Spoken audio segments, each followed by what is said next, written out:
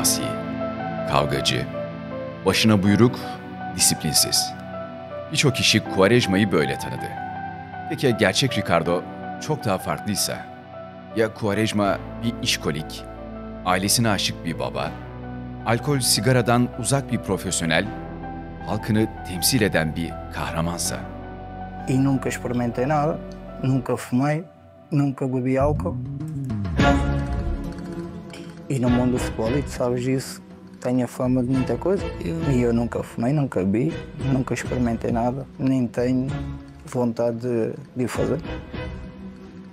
Mas lá está, como sou cigano, vim de bairro, tenho essa fama.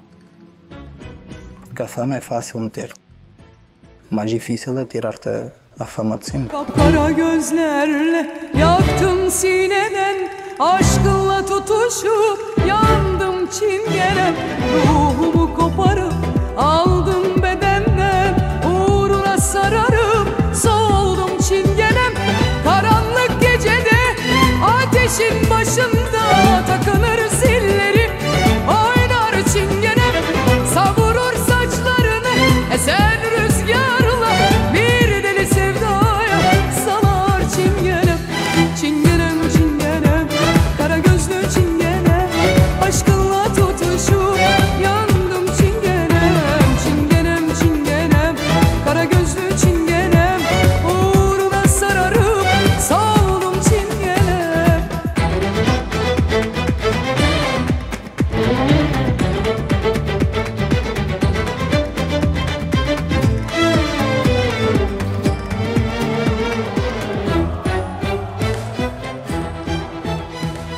Lisbon sokaklarında başladı hikayesi. Banyosu bile olmayan, tek göz bir gecekonduda yokluk içinde büyüdü. 10 milyon nüfuslu Portekiz'in 37 bin kişilik azınlık grubu romanlardan biriydi. Ona arkadaşlarının seslendiği Cigano, yani Çingene lakabı verildi. Zaten kendisi de bunu geldiğim yerle gurur duyuyorum diyerek Çingene'yi severek benimsedi. Portekiz'de roman olmak çok da kolay değildi. Onun futboldaki meziyetlerini görenler, yeteneklisin ama geldiğin yer nedeniyle fazla ileri gidemezsin diyorlardı. Ricardo ise daha çocuk yaşlarda dikkat çekmek, kendisini göstermek istiyordu. Büyük kardeşinin markalı tenis ayakkabılarını içine çoraplar koyarak giyiyordu. Nasıl bir çocuksa öyle bir adam olacaktı Quaresma. Dikkat çekme sevgisini ileride sıra dışı saç kesimleri, giyim tarzları, takılar, altınlar, pırlantalar, devre arasında bile sıktığı parfümler takip edecekti. Tabii o günlerde Ricardo için hayat bu kadar umut dolu bir gelecek çizmiyordu. Sokaklarda kavgadan geri durmuyor, okulda bir çocuk kaybolsa birileri mutlaka o çingene bir şey yapmıştır diye sınıfı basıyordu. Quaresma hayatı mahallesinde öğrendi. Kendi deyimiyle yaşamak için çok mücadele etti. Arkadaşlar alkol ve uyuşturucunun içine çeken bataklığa sürüklenirken o futbolu seçti. 10 yaşında Sporting Lisbon altyapısına girdi. Altyapıda yeteneği fark edilmeyecek gibi değildi ama kariyeri Mayıs 2000'de Portekiz milli takımı ile Tel Aviv'de çıktığı maçta değişti. Ateşler içinde olsa da Avrupa 16 yaş altı şampiyonası finalinde oynamaya devam etti. Portekiz'in Çek Cumhuriyeti'ni uzatmalarda 2-1 yenerek kupayı kaldırdığı maçta 2 gol attı. Bir yıl sonra Sporting Lisbon'un başına geçecek olan Rumen teknik direktör Laszlo Bölani o maçta tribündeydi. Göreve gelir gelmez ilk hamlelerinden biri Quaresma'yı A takıma yükseltmek oldu. O günlerde Figo'yu örnek alan Quaresma 17 yaşında Porto ile oynanan lig maçında ilk kez A takım formasıyla sahaya çıktı. İlk kez para kazandı. O yaştan sonra futbolu sadece bir hobi değil, profesyonel bir iş olarak görmeye başladı. Hocası ona güven, özgürlük ve sürekli forma verdi. O yaşta 36 maçta 5 gol, 6 asist gibi inanılmaz bir sezon geçirdi.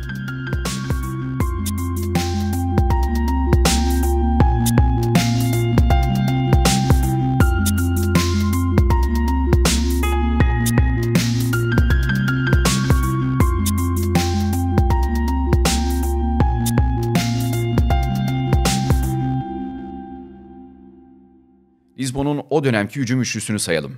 İleri uçta Galatasaray'dan tanıdığımız Jardel. Kanatlarda Ricardo Quaresma ve Cristiano Ronaldo. Ricardo ve Cristiano benzer yaşam zorluklarından, benzer yollardan geçmiş, altyapıdan birlikte yetişmiş iki arkadaştı. Aralarında 2 yaş olan bu gençler dünya devlerinin iştahını kabartıyor, Portekiz halkının Figo sonrası dönem için umutlarını yeşertiyordu. Sport TV. Como é que é a tua relação com o Quaresma? Cara, uma relação boa, dentro do possível. Há uma relação, falo bem com ele, já conheceu desde os infantis. Há uma relação muito boa. Disseram-me que ele é um bocadinho raivoso. Eu não acho, eu conheço ele já há 5 anos e ele sempre foi assim. Desde que eu conheci ele sempre foi assim, é a maneira de ele ser, que é a sua maneira, e por isso eu não acho que ele seja vaidoso. Por acaso acho que ele é uma pessoa humilde, como é que eu conheço e falo com ele, acho que é uma pessoa humilde. 2002-2003 sezonunu Ronaldo 31 maçta 5 gol 6 asistle geçirdi. Quaresma 5 gol 8 asistle oynadı. 2003'te Manchester United'la Lisbon sezon başı hazırlık karşılaşması için sahaya çıktı. İddiaya göre Sir Alex, Beckham sonrası transfer hedefi olarak Quaresma'yı belirlemişti. Fernando Santos'un çalıştırdığı Lisbon'un 3-1 kazandığı o maçta 18 yaşındaki Ronaldo İngilizlere karşı inanılmaz bir üstünlük kurdu. Sadece birkaç gün sonra da Manchester United Ronaldo'yu transfer etti.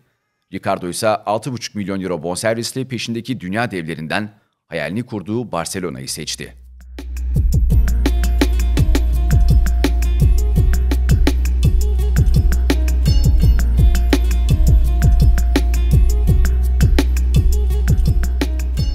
Laszlo Bölöni Quaresma'ya hayrandı. Ona özgürlük, özgüven, sevgi, inanç, forma, elinden gelen her şeyi veriyordu.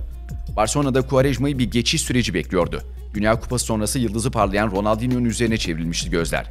O yaz Ricardo, Ronaldinho, Rafa Marquez, Giovanni Van Bronckhorst, Edgar Davids ve Rüştü Reçber transfer edildi. Frank Rijkaard ilk haftalarda 11'de başlattı Quaresma'yı. İleri uçta Kluivert, Saviola, Quaresma, Ronaldinho oynuyor, arkalarında Xavi ve Luis Enrique görev yapıyor, kulübede Overmars'la Iniesta gibi isimler bekliyordu. Portekizli'nin taktik adaptasyon süreci, kendisine saha içinde verilen ekstra görevler, zor bir oryantasyon süreci olacağını gösteriyordu. Teknik direktör Frank Rijkaard'la araları açıldı. Derby, I only got called up for the Catalan derby against Espanyol. And after that, he never called me back into the squad again. Quaresma yedek kaldıkça basın önünde Rijkaard'ı eleştirmeye, kendisini özgür bırakmadığı için tepki göstermeye başladı. Ailesinden ilk kez ayrılan Ricardo 6 ay yalnız yaşamış, yeni hayat onu hayli zorlamıştı. Ve dolan bardak bir gün taştı. Kısıtlı sürelerle 29 maça çıkıp bir gol 2 asist yapan Quaresma, Frank Rijkaard olduğu sürece Barcelona'da oynamayacağını açıkladı. O yaşlarda Barcelona gibi büyük bir takım tabii ki herkesin hayali ve gözünü döndürebilecek bir takım. Ben daha tam pişmeden oraya gitmek benim için çok iyi olmadı. O yüzden belki 1-2 adım geri gelip tekrardan bir şeyler yapmak zorunda kaldım demişti. Sadece 20 yaşında dünyanın en büyük camialarından birine gitmiş, zorlanmış, bocalamıştı. Barcelona, Quaresma artı 15 milyon euroya Deco'yu transfer etti. Porto'da onu teknik direktör Jesualdo Ferreira bekliyordu. Ricardo için onun kişiliğini ve bireyselliğini kaybetmesini istemiyorum. Aksi takdirde dahi olmaktan çok ortalama bir oyuncuya dönüşür açıklaması yaptı. Yine Avrupa'nın elit kanat oyuncuları arasına girdi. When I left Barcelona, it was a very difficult time for me, as I picked up 2 injuries.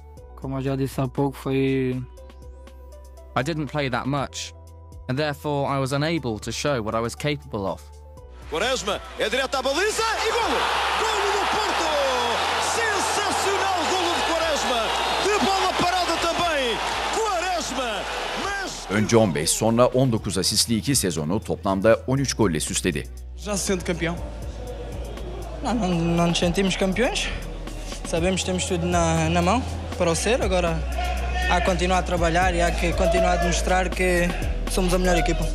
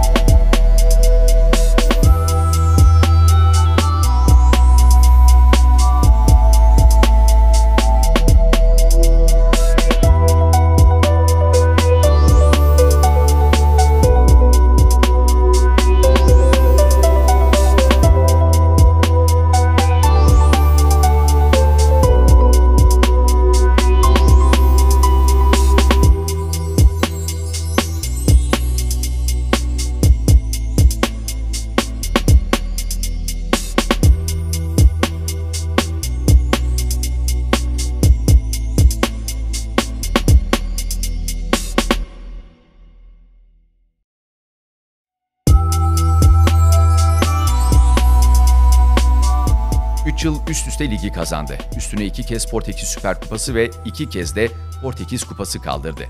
Ülkesinde yılın futbolcusu seçildi. Ve 3 Ekim 2007, Çarşamba. İlk görüşte aşka inanmayanları bile ikna edecek o akşamda Ricardo Quaresma 32.145 siyah beyazlı taraftarın önünde ilk kez Quaresma Porto formasını giyiyor. Biz rakipken Quaresma'nın oradaki iyi oyunu, bir de kanatta, yani o bizim açık tribün modu işte. Orada taraftarla etkileşim halinde olması. Taraftar ona bir şeyler söylüyor, o ona bir şeyler söylüyor. Şampiyonlar Ligi gecesinde Quaresma iki kanatta da tek kişilik gösteri yaptı. Sağ bek Serdar Kurtuluş'la her karşılaşmalarında ayrı bir çalım girişimi yapıyor, tribünleri beyaz forma içindeki Portolu'ya aşık ediyordu. Beşiktaş'a gelmesinin, burada belki kendini çok ait hissetmesinin en büyük sebebi o maçtır. Beşiktaş taraftarıdır. Gol atıp, galip gelip deplasmanda ve taraftarın onun ismini söylemesi, tezahürat yapması onda çok büyük bir pozitif anlamda yer bıraktı ve onu hiç unutmadığını söylemişti bana da zaten. O yüzden Türkiye'ye gelmesinde, Beşiktaş'a düşünmeden daha doğrusu gelmesinde en büyük etken bu o günkü maçtır. Quaresma ikonunun tekrar Avrupa'nın en üst seviyesine çıkmaması düşünülemezdi. Beşiktaş'a içeride ve dışarıda gol attığı sezonu 11 gol 16 asiste geçirdi. Mourinho'nun Inter'i bonuslarla 25 milyon euroya yakın bir bonservis ödedi. Dove può giocare nella destra, può giocare nella sinistra, può giocare 4-4-2, può giocare 4-3-3, può giocare nella panchina, può giocare nella tribuna. Un messaggio, no? No, decide soltanto l'allenatore. No, la messaggio Il messaggio è per tutti noi, per farci lavorare sempre con la stessa intensità. İlk sezonda 77, Figo'nun emekliliğinin ardından 7 numarayı giydi. Sert futbol, taktik odaklanma ve disiplin beklentisi Milano günlerini kabusa çevirdi. Sadece bir maç 90 dakika oynadı. Mourinho onun yetenekli bir isim olduğunu ancak taktik disiplinsizliği nedeniyle forma giyemeyeceğini açıkladı. Arkadaşı Ronaldo'nun Ballon d'Or kazandığı sezon, Ricardo İtalya'nın en kötü transferi olarak Ballon d'Or seçildi. Daha sonra yaptıracağı gözyaşı dövmeleri Milano'da döktüğü yaşları simgeleyecekti. O günler ilk kez futbola olan sevgisini yitirmeye başlamış ve bir sabah uyandığında bu yüzden ağlamaya başlamıştı. Futbola verdiği emeği, beslediği sevgiyi göstermek için futbola döktüğü gözyaşlarını dövmeyle yüzüne kazıdı. Tottenham'a kiralanması gündemdeyken milli takımdan hocası Felipe Scolari'nin çalıştırdığı Chelsea ile kiralık anlaşmaya vardı. Gelir gelmez Hull City'ye karşı ilk 11 oynadı ama talihsizlikler peşini bırakmadı. Bu kez de onu Chelsea'yi isteyen milli takımdan hocası Luis Felipe Scolari ile Chelsea'nin yolları ayrıldı. Yeni teknik direktör Gus Hiddink de sezonun kalan yarısında Quaresma'yı kadroya almadı. Beşiktaş Başkanı Yıldırım Demirören, Mustafa Denizli, futbolcular ve yöneticiler Türkiye Kupası kutlamalarında Türksel Kuruçeşme Arena'da taraftarla bir araya gelmişti. Havai fişek gösterileri, konserler devam ederken etkinliğe taraftarların Yıldırım Demirören konuşurken yaptığı tezahürat damga vurdu. Quaresma sesleri yükseliyordu. Taraftarın Porto maçında aşık olduğu, Inter'de mutsuz olan Quaresma için yapılan tezahüratlarına yönetim de kayıtsız kalmadı. 7.3 milyon euroya bonservis alınan Quaresma, hala prime günlerinde 27 yaşındayken Beşiktaş için yola çıktı.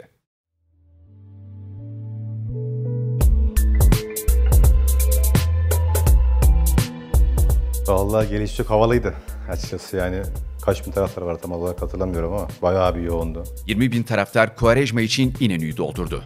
Ambiyansıyla, ruhuyla ülke tarihinin en görkemli imza törenlerinden biriydi.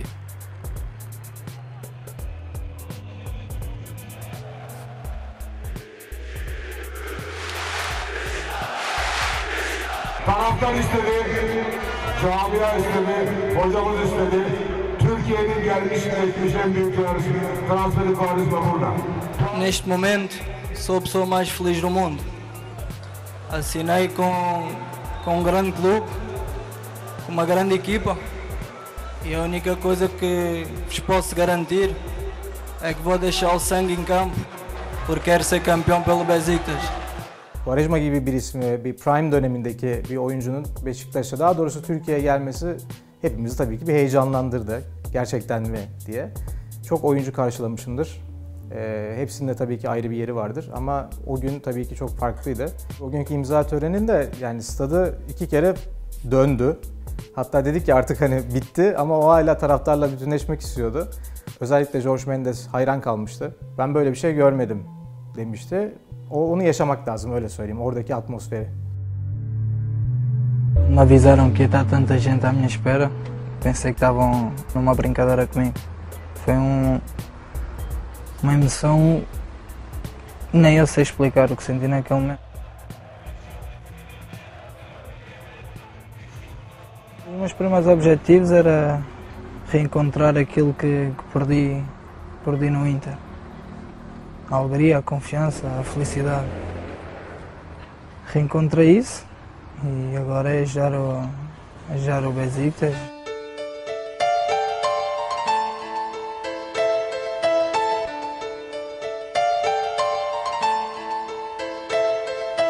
Ben Schuster'in yönettiği Beşiktaş, Bobo, Nihat, Quaresma, Guti, Delgado gibi hücum yıldızlarıyla sezona başladı. Quaresma Avrupa elemelerindeki 6 maçı 3 gol, 3 asistle geçirdi. Bireysel olarak en verimli istatistiklerinden birini verdi. Sezon boyu 39 maça çıkıp 11 gol, 15 asist kaydetti. Sevgi karşılığını golden sonra armayı öperek gösterdi. Q7 artık bir marka haline geldi. Kulüp sponsoru Doğuş Otomotiv, Quaresma'ya Audi Q7, teknik direktör Schuster'e de Q6 araç tahsis etti. Quaresma. Quaresma. Evet, tamamız arkadaşlar. Takımda o dönem Portekizli isimlerin sayısı hiç olmadığı kadar fazlaydı. Hatta Portekizliler İstanbul'a iner inmez üstlerine gri formayı geçirip birlikte Beşiktaş Kolaturka Galatasaray Cafe Crown basketbol maçını izlemek için tribüne gitti. Sahada istenen sonuçlar gelmeyince medyada farklı benzetmeler yapıldı. Quaresma, Simao, Hugo Almeida ve Fernandes grubuna Portekiz çetesi lakabı takıldı. Ben asla bir çete olarak adlandırmam, bir grup diye de adlandırmam çünkü o zaman herkes birdi. Kim olursa olsun, Türk oyuncusu, yabancısı, Portekizlisi, Brezilyalısı, kimse kimseden ayrı değildi. Kulübün içerisinde hiçbir zaman bir sıkıntı olsun ya da bir gruplaşma, çeteleşme gibi bir durum asla ben onu kendi adıma söyleyebilirim çünkü onlara ben bir fiil beraberdim. Quaresma'nın ilk dönemi doğru yer, yanlış zaman olarak özetlenebilirdi. Yenilgiye karşı tahammülsüz ruhu, kendisini tekrar ispatlamak için harcadığı emekle birleşiyor, takım ligden uzaklaştıkça sezon boyu 12 sarı, bir kırmızı kart gören Ricardo için öfkeli, dizginlenemez yorumları yapılıyordu. Hakem avantaja bıraktı. Quaresma vuruyor ve mükemmel gol!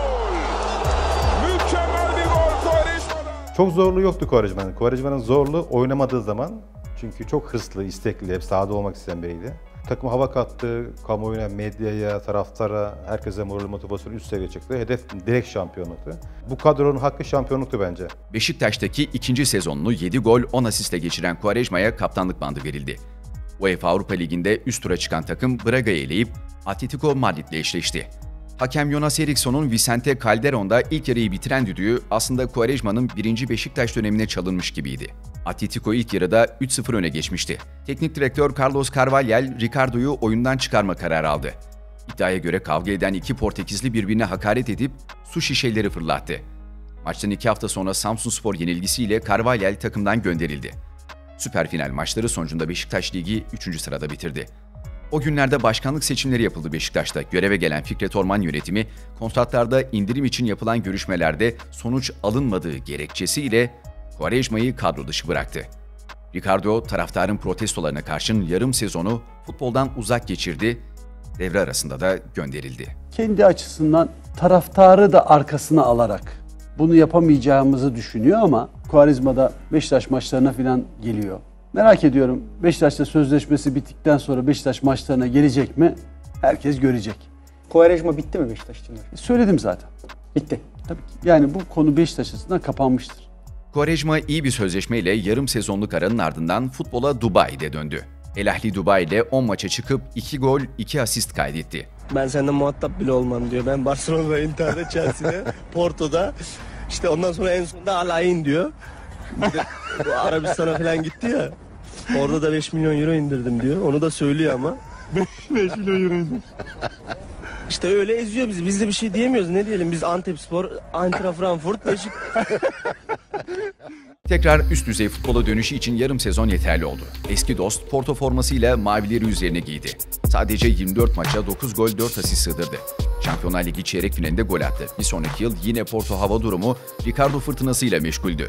10 gol 7 asist üretti. Yine Şampiyonlar Ligi çeyrek finaline çıkıp Bayern Münih'e 2 gol attı.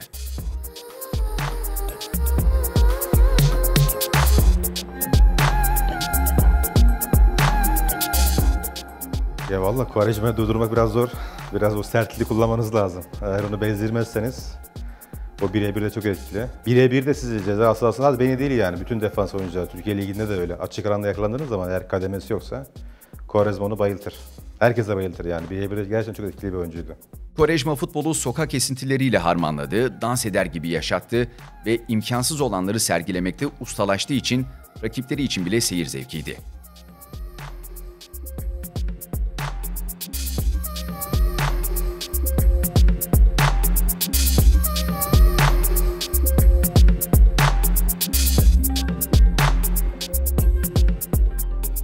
Birçok meziyeti vardı ama Trivela hiç kimseye onun kadar yakışmadı.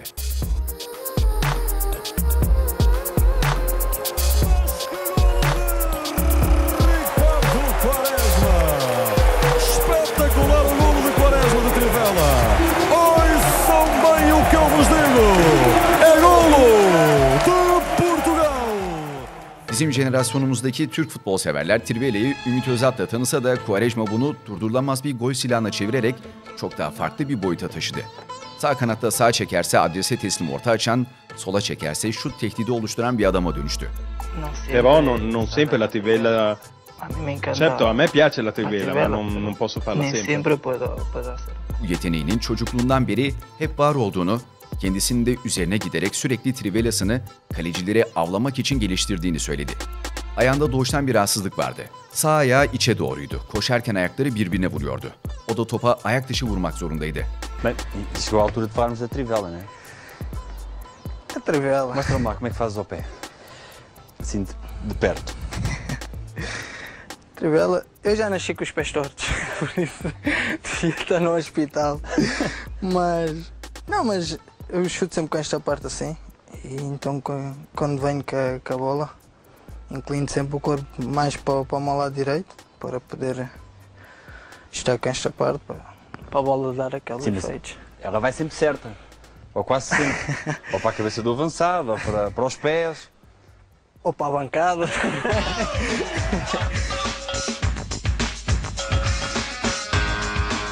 Tu quando eras miúdo já utilizavas a Trivela? Já utilizava e tinha problemas com os treinadores. Houve uma vez que marquei, fiz um grande gol de Trivela no treino e ele mandou-me ir para a cabine. Disse que não queria golos desses. E eu, quando marquei, fiquei contente e comecei a festejar no treino e depois fiquei triste porque mandou-me ir para o banho mais cedo. Eu bem tentava estar como eles queriam, mas o pé, como eu já disse, vinha torto e ia sempre cair, ia sempre ao mesmo sítio e eles às vezes ficavam chateados porque pensavam que eu fazia isso porque queria, porque não queria ouvir o que eles me diziam. İkinci Quaresma dönemi gecikmeli de olsa bu kez doğru yer, doğru zamanı işaret ediyordu. İmza töreninde Beşiktaş bana sevmeyi öğretti dedi. Porto da Beşiktaş gibi bir takım. Porto taraftarı da aynı şekilde. Onlar o oyuncu iyi oynayamayabilir, kötü bir gün geçirebilir, belki bir sakatlık yaşayabilir. Ama o takım için bunu yaptığını bildiği için oyuncuya o hissiyatı vermeye çalışıyorlar. En azından sen deniyorsun, bizim için yapıyorsun, biz bunu biliyoruz diye. Oyuncu da buna karşılık zaten onlara bir cevap vermek, iyi anlamda bir cevap vermek istiyor. O yüzden orada bir aidiyet duygusu oluşuyor. İlk önce dünya yıldızı geliyor Türkiye'ye. Beşiktaşlı olduğum için küçükten beri Quaresma'yı da hep sürekli YouTube'dan izleyip bir efsane olması, sonra bir anda benim önüme gelmesi benim için çok duygusal bir olay olmuştu o anda. O da bir farklıydı. Yani sevilmeyecek bir oyuncu değildi. Rakipler sevmezler ama kendin takımda olursa çok seversin bir insan. Mahalleden geldiğimiz için böyle sokak futbolcular bizim için daha böyle önemli bir idollardan biriydi. Artık sadece star, sadece taraftarın sevgilisi değil, olgun ve kazandırmayı bilen bir adam olarak İstanbul'daydı. Şenol Güneş, Mario Gomez, Sosa, Atiba, Oğuzhan, Olcay, Cenkli kadroda Quaresma'yı ilk günler direkt ilk 11'de düşünmüyordu. Ya da 90 dakika forma vermiyor, onu sürekli oyundan çıkarıyordu. Şenol Güneş'le gitgelli ilişkilerinde Q7 bir dönem sürekli oyundan ilk çıkan oyuncu olmasına isyan etti.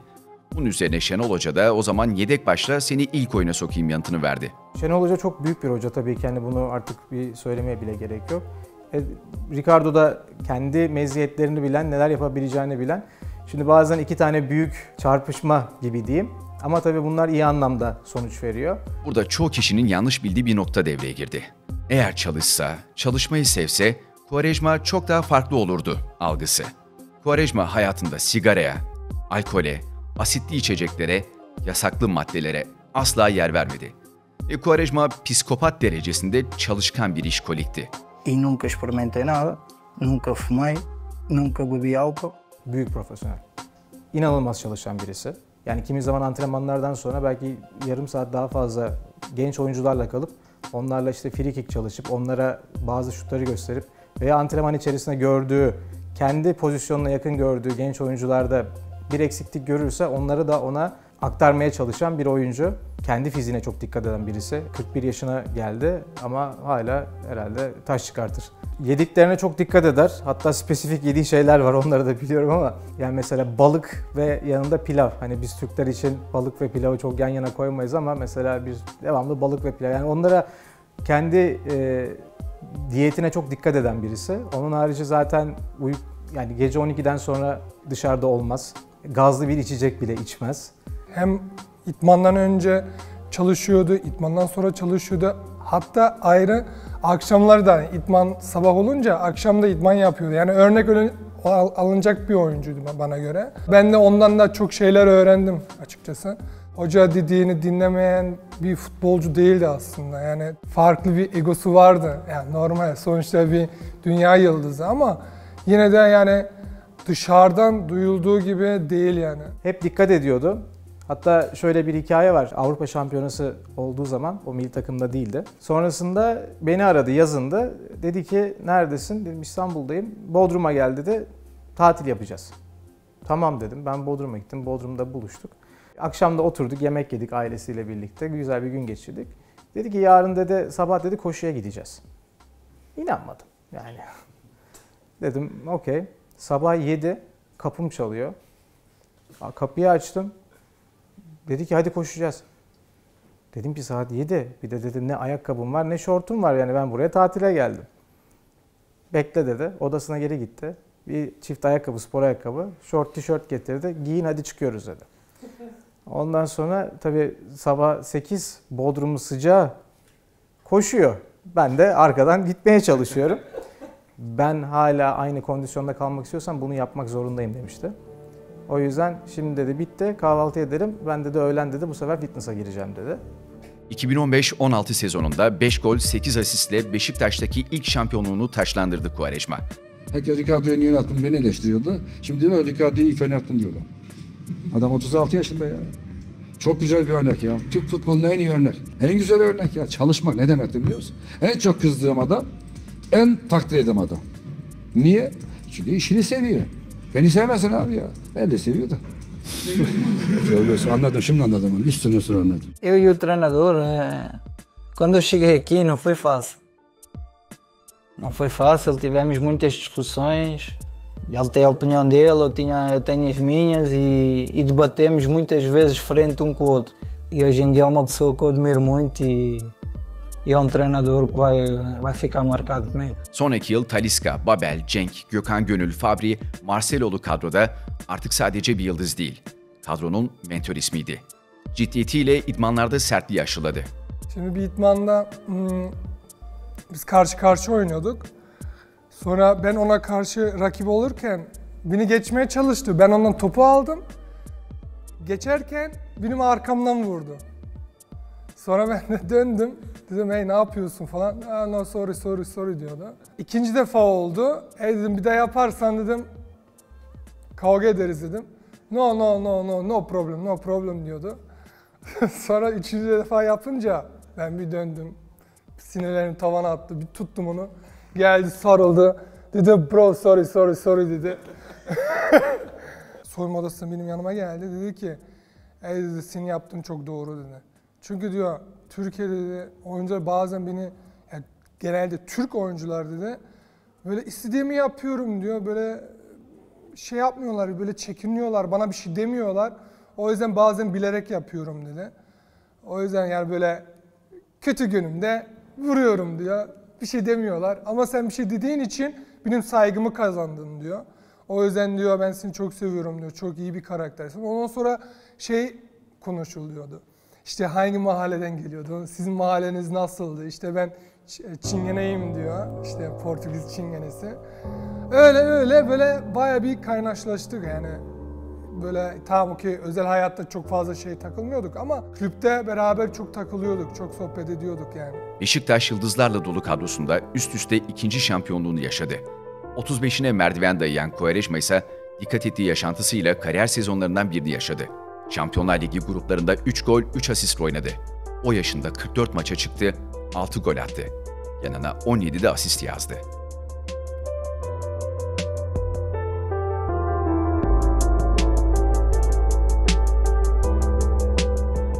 İkinci Quaresma döneminde çok daha faydalı bir Q7 izledik. Burada Trivela, çalım yeteneği gibi özelliklerin yanına bir şey daha ekledi. Dünyanın en iyi orta açıcılarından biri oldu. Demarki pozisyon alabilme kabiliyeti ve nokta atış ortaları santraforlara kariyerlerinin baharını yaşattı.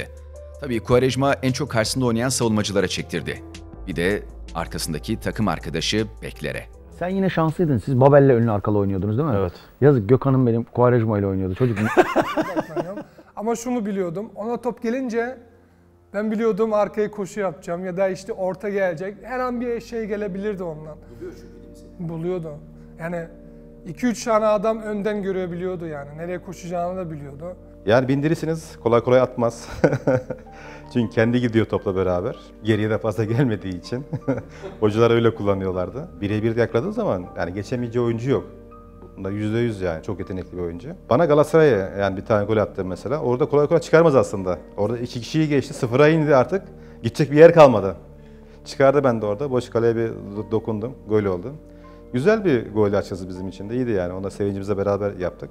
Yani o çok büyük bir oyuncuydu benim açımdan çok büyük bir oyuncu. Aynı mesela Alex de Souza da öyleydi.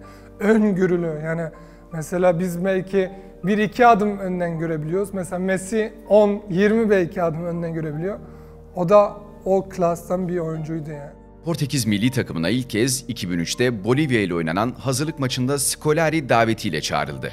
Barcelona, Inter ve Chelsea'deki dönemlerinde milli formadan uzak kalıyor, Porto yıllarında Ronaldo ve Figo ile Avrupa'nın en elit hücum hattını kuruyordu. Portekiz'in ikinci olduğu Euro 2004 kadrosuna çağrılmadı.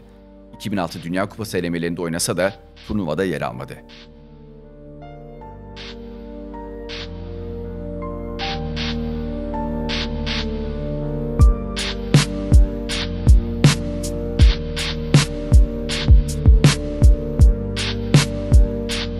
Apesar de às vezes termos aquela cara fechada, não sorri muito.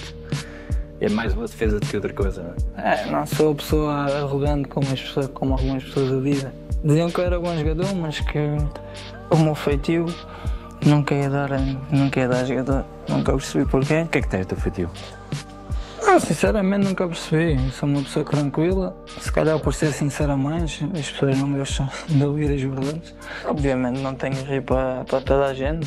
Se não conhecer não gosto muito de rir, mas se falarem para mim, gosto de tratar toda a gente bem.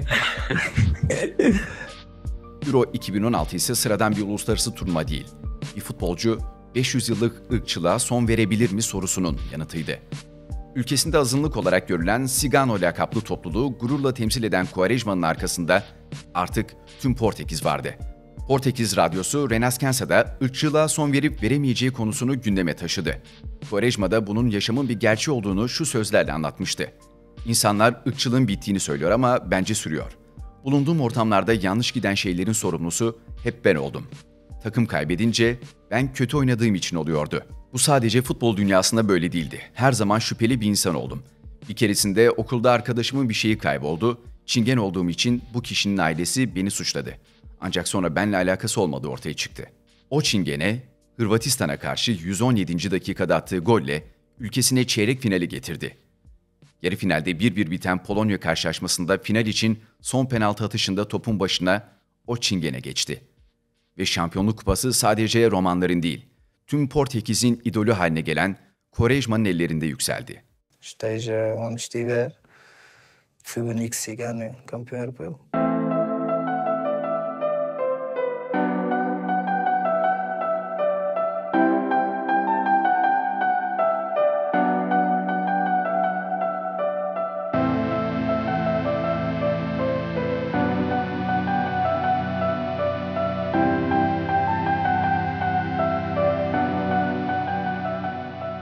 Portekiz'deki aslında o mahalleden, o kesimden gelen bir insan ve bununla da gurur duyan bir insan.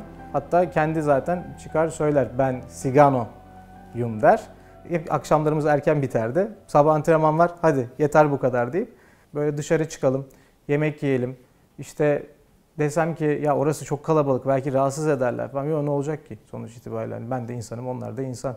Böyle halkla iç içe olmayı ve kendini daha böyle yüksekte görmeyen bir insan olarak hep sevgiyle aslında davrandığı için, yani sevgi geldiği için, o da sevgiyle karşılık verdiği için de çok bir rahatlığı vardı. O yüzden kendi kendine çoğu da şeyi halleden, hiçbir şeyden de çekinmeyen, insanlarla birlikte o anı paylaşmayı seven bir insan.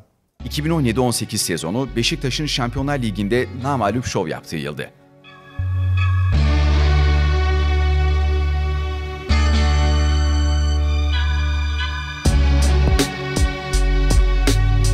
Sempre dei tudo pelo futebol, porque é o futebol que eu tenho que agradecer por tudo aquilo que eu tenho na minha vida.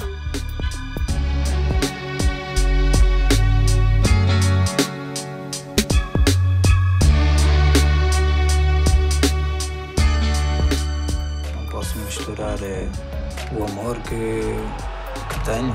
Porto e Besiktas são dois clubes em que vão morrer comigo. Porto, Leipzig, Monaco'ya karşı asist yapan Quaresma'nın gücü dağılma dönemindeki kadronun 4. sıradan daha yukarıya tırmanmasına yetmedi. Diğer yılda 14 asist kaydetse de 2 yıl üst üste şampiyon olan Beşiktaş, 2 yıl üst üste ilk ikiye giremedi. Şenol Güneş sonrası Abdullah Avcı döneminde teknik heyet değil, yönetimle anlaşmazlık yaşadı. Ricardo başkanın kendisini istemediğini söyledi ve Beşiktaş'tan ikinci kez ayrıldı. Adı daha önce Galatasaray ve Fenerbahçe ile de anılmış ama Quaresma transfere yanaşmamıştı. İstanbul'u çok seven Portekizli 37 yaşında şehrin bir başka takımı Kasımpaşa ile anlaştı. İstanbul'u çok seviyor ve yani burayı kendi evi gibi görüyor. Her zaman da öyledir. Hatta ben burada oynarken şey diyordu, ev alayım, burada bir evim olsun. Hani futbolun bittiği zaman da ben sonuç itibariyle Türkiye'de devam etmek isterim. O sevgiyle burada olduğu için de Kasımpaşa'dan da ona da sevgiyle yaklaştıklarını biliyorum. Kasımpaşa'da devam etme kararı aldı. Ricardo Kasımpaşa'da 27 maç oynayıp 4 gol attı. Beşiktaş'ına karşı 2 maçta da kaptan olarak sahaya çıkıp ikisinde de 3-2 mağlubiyetle ayrıldı. Ligi 10. bitiren Kasımpaşa'nın Tiam, Koyta, Hayredinoviçli hücumuna renk kattı. Ve 37 yaşında Vitória Guimarães'le son transferini yaptı.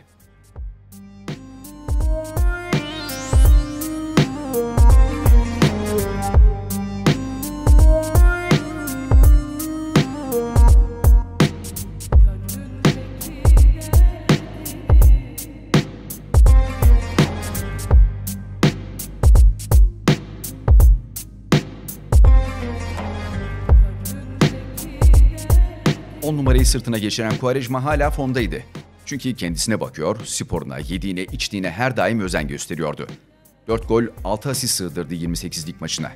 Sonraki yıl yine benzer sayıda maça çıksa da hoca değişimi, takımdaki sorunlar nedeniyle kendini huzurlu hissetmedi. 15 Mayıs 2022.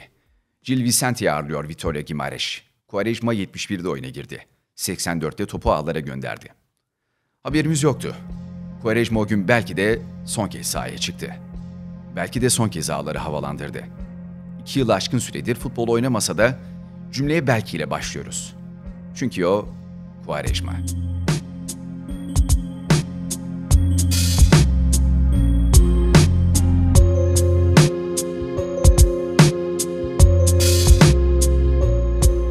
Futbolu bıraktı diyebilir miyiz?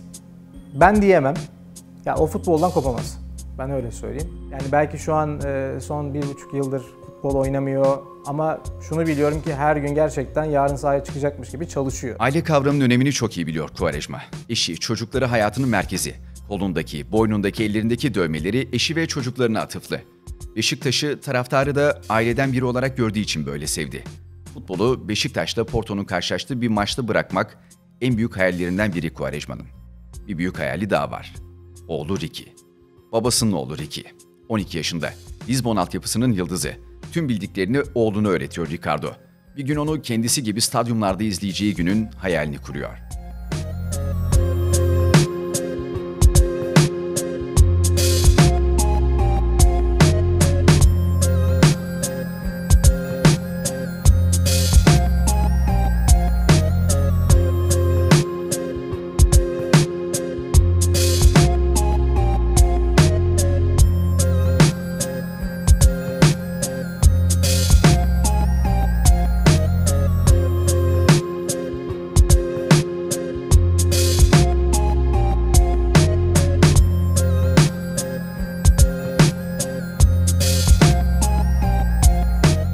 Ricardo Quaresma. Sevildi, sevdi. İnönü'de ilk görüşte aşkı seyrettirdi. Puan durumu ne olursa olsun, rakip fark etmeksizin tribünleri maça, binlerce kişiyi ekrana kilitledi. Fenerbahçe derbisi öncesi taraftarı selamlamak için Dolmabahçe'ye döndü. Atiba ile birlikte Başkan Hasan Arat'tan plaket alıp, gözleri dolu şekilde adını haykıran tribünleri selamladı. Halkının simgesi, ülkesinin umudu oldu. Taraftar onu aileden biri olarak benimsedi. Belki de bu yüzden Quaresmalı anılar hiçbir zaman eskimedi. O, hayatı sokaklarda, hayatta kalmak için savaşarak öğrendi. Ve sanılanın aksine futbol için her şeyini ama her şeyini verdi. Belki de sıra artık futbolun hayal ettiği jübileyle ona son borcunu ödemesine geldi. Quaresma sikil. Ever since a nigga was a seed, only thing promised to me was the penitentiary. Still ballin', riding on these niggas cause they lame. In a 6-1 Chevy, still heavy in this gap. Can you feel me? Blame it on my mama, I'm a thug nigga. Before the sun rise, quicker than the drug dealers. Tell me if it's on. Nigga that we first upon, bust on these bitch made niggas. Sit them up, west side. Ain't nobody love me as a broke nigga. Finger on the trigger, Lord forgive me if I smoke niggas. I love my female strap. The fucking from the back, I get my currency in stacks. California's where I'm at, right? Pass by, why these niggas wonder why I got shot but didn't die. Let them see who's next to try. Did I cry? Hell nah, nigga, tears shed. For all my homies in the pen, many peers dead. Nigga still ballin'. They done did it, let the dog out the cage. I'm pumped up with the gauge. I done did it all. Everywhere I go, I ball. Precise, keep my game tight. Over show I fall. I'm the invincible. And since the top principles loot, like the heat to them all, who got the heart to shoot? I get stitches. Play the game of BB Bridges when I was young, dreaming about money, fame, and bitches. I like fat asses, fat money bags of cash and masses. Slowly as time passes, I found nothing but money rules time and space. And in this run, my thoughts where all the fucking murders take place. And I'm in it to win it. I'm out to get paid, got all these bitches on my dick from all the money I made. It's a trade I've acquired, growing up, inspired naturally, I don't give a fuck. I'm murderer, but I still ballin'. Yıllardır küllenmiş aşkın var bende.